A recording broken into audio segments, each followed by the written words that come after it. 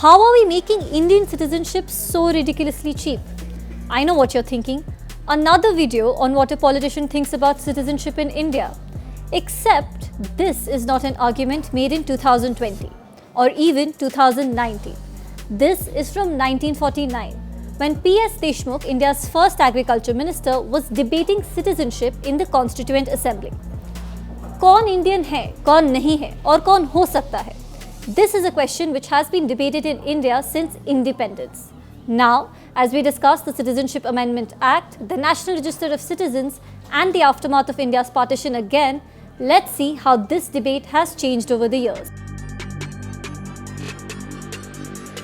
The first draft of India's constitution happened in 1928 in Bombay, when an all-parties conference appointed a committee with Motilal Nehru as its chairman. According to the Nehru report, the word citizen meant every person. It further explained, no person who is a citizen of a foreign country can be a citizen of the Commonwealth unless he renounces the citizenship of such foreign country in the manner prescribed by law. In fact, the Nehru report was quite cool for its time. It thought of citizenship as based on the place of birth and not based on blood ties, which, considering how rights were being discussed throughout the world in the late 1920s, was exceptionally inclusive. Fast forward to 1949. A lot had changed since Motilal Nehru's report, but the most important event is still something that echoes in contemporary debates on citizenship: partition. An undivided India, now partitioned into two, India and Pakistan. Thousands displaced, so many killed. Suddenly, Hindus and Muslims who've lived all their lives on one piece of land were made to choose a country to call home. It was against this backdrop that 299 members of the Constituent Assembly of India sat down to define an Indian citizen. Jawaharlal Nehru was of the view that it's natural to accept those coming to India as equal citizens. Here's what he said.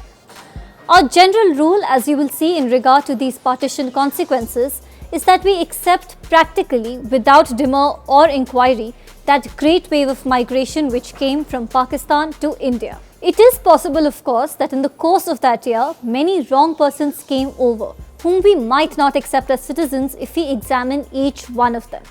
But it is impossible to examine hundreds of thousands of such cases, and we accept the whole lot. But much like the Citizenship Amendment Act debate now, even then there was talk of citizenship based on religion. Besides every person residing in and being born in India, PS Deshmukh wanted Hindus and Sikhs to be given citizenship, irrespective of whether they lived in India or not.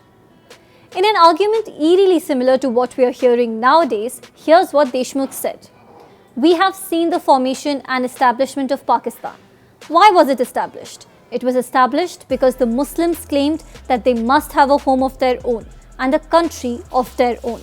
Here we are, an entire nation with a history of thousands of years, and we are going to discard it, in spite of the fact that neither the Hindus nor the Sikh has any other place in the world to go to. However, Dr. B.R. Ambedkar was clear. In a session on 2nd May 1947, he put forth a clause. All persons born in India, as defined in the General Clauses Act, and who are residing in the Union and subject to the jurisdiction of the Union, shall be citizens of the Union. This was more or less incorporated in the Constitution, which said that anyone living in the territory of India on 26th November 1949 was an Indian citizen. The rest was left to the Parliament, to the elected representatives, and to we, the people. Here's what we the people decided. The Citizenship Act 1955, apart from B.R. Ambedkar's definition, gives 4 ways in which Indian citizenship can be acquired: by birth, by descent, by registration, and by naturalization. In 1986, citizenship became restricted to if either of the parents was an Indian citizen at the time of birth. In 2003, an amendment was made keeping in mind illegal migrants in India, making the definition of citizenship even narrower.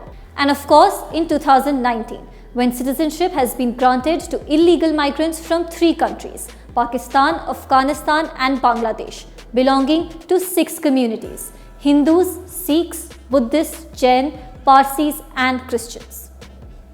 From 1929 to 2019, the question of who is an Indian citizen has changed. From an inclusive approach, which included everyone who's been born in India as its citizen, to one that has been restricted over the years. The question is, as we enter 2020, how much more will this definition be changed?